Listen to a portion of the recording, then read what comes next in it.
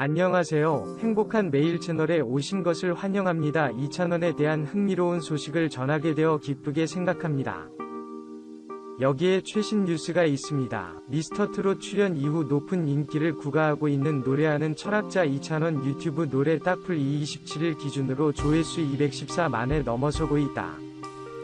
수능생 엄마들에게 인기 있는 딱풀은 2개의 영상으로 올려 있으며 TV조선으로 올려진 딱풀 영상 조회수가 214만회이며 미스터트롯으로 올려진 딱풀 영상 조회수가 88만이 넘어서 도합 300만을 넘어섰다. 이찬원의 딱풀의 작곡에 참여한 사람은 다름 아닌 가수 태진아 씨의 아들 가수 이루이다. 이루는 이찬원이 미스터트롯에서 딱풀을 불렀을 당시 자신의 인스타그램에 응원 글을 올리며 이찬원이 나의 곡을 살렸다. 감사하다 고 메시지를 남겼다. 당시 이루는 이찬원과 찍은 셀카 사진을 공개했다. 공개된 사진에는 이루가 이찬원과 다정한 모습으로 셀카를 찍고 있는 모습이 담기며 화제가 되기도 했다. 이찬원은 미스터트롯 경연장에서 이루 작곡의 딱풀로 화려한 퍼포먼스를 선보였다. 딱풀은 삶이 고달픈 이들에게 딱풀처럼 붙어있을 테니 걱정하지 말라는 메시지를 담은 댄스곡이다. 이와 함께 이찬원이 자신의 유튜브 채널에 올린 노래방에서 부른 수은등 조회수도 27일 기준으로 210만여 회가 넘어서며 큰 관심을 받고 있다. 미스터트롯 출연 이후 높은 인기를 구가하고 있는 이찬원은 이찬원 공식 유튜브 채널을 찾아서 해당 영상에 꾸준한 방문이 이어져 27일 현재 조회수 210만을 넘어섰다. 여기 우리는 다른 흥미로운 뉴스에 당신을 초대합니다. 조은경 귀촌주부 다이어리 슬픈 계절. 사랑인 줄은 알았지만 헤어질 줄 몰랐어요. 백연규의 슬픈 계절에 만나요를 들었다. 유튜브의 바다를 헤매다가 우연히 오래된 노래지만 슬픈 가사를 처연하게 소화해내는 그의 목소리가 가슴을 파고든다. 바람결에 보일 것 같아 그대 모습 기다렸지만 남기고 간 딩구는 낙엽에 나는 그만 울어버렸네. 2020년 팬데믹의 시절 늦은 가을 현재 어찌 슬픈 계절이라고 아니 말할 수 있을까?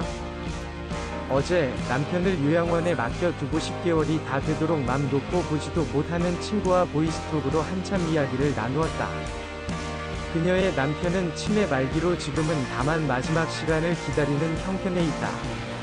코로나19가 기승을 부리기 전까지만 해도 친구는 일주일에 3번 음식을 장만해서 남편을 찾아가 함께 식사를 하곤 했다.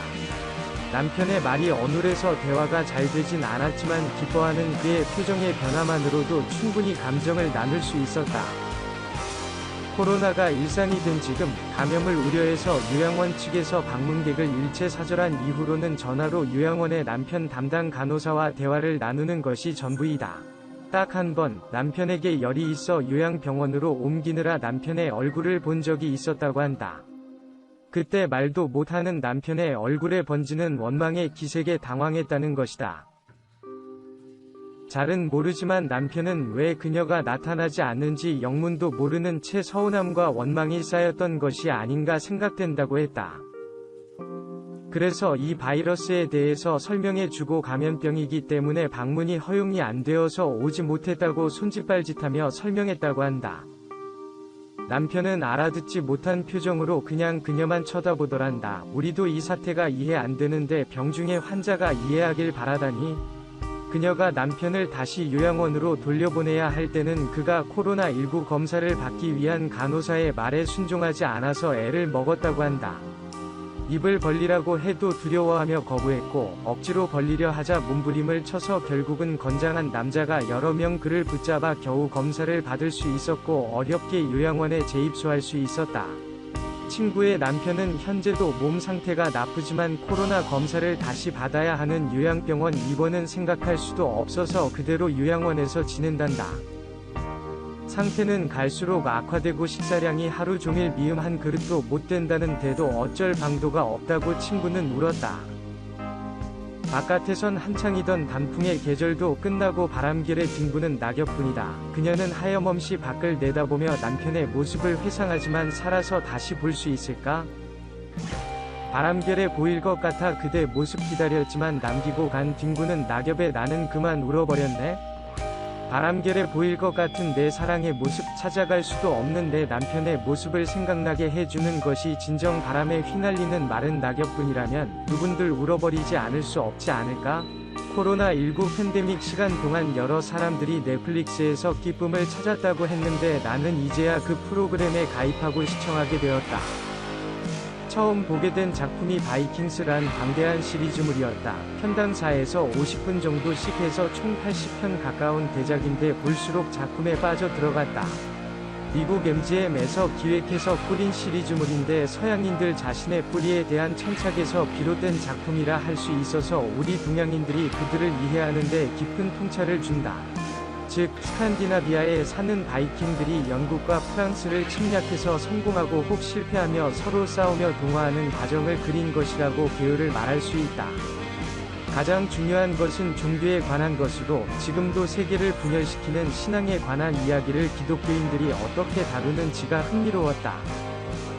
여러 신들을 모시는 스칸디나비안 바이킹들이 풍요의 땅을 위해서 그리스도교 신자들의 왕국을 침략하고 전쟁을 벌이는데 그 과정에서 기독교인들 중에도 바이킹에 다신 문화에 흥미를 가지는 지배층들도 생겨나며 반대로 바이킹 중에서 그리스도교의 일신 사상에 경도하는 왕들도 생겨난다.